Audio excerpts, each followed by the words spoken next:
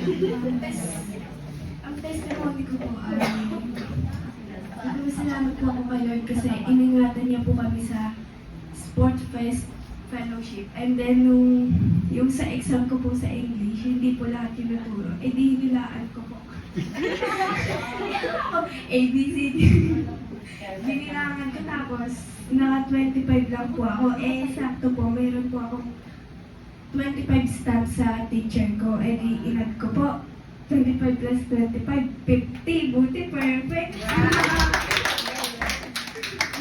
Tapos, ano ko din po. Nung Wednesday po is, late po kasi ako nagising, 6 na, hindi pa rin po ako nakakaalis sa bahay.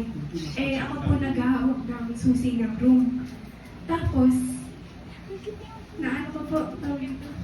nakalimutan ko po dalhin, na-realize ko lang po nung nakadaan po ako sa Walter, hindi ko na po Tapos sabi ko, Lord, di ka na bahala, sana hindi magaling classmate ko.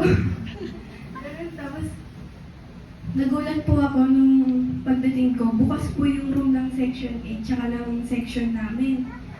Sabi ko, sino nagbukas ng room? Sabi ng mga classmate ko, may isa daw na lalaki, bigla na lang daw binuksan yung room. Sabi ko, hey, thank you Lord, di ako papagalitan ng mga classmate ko.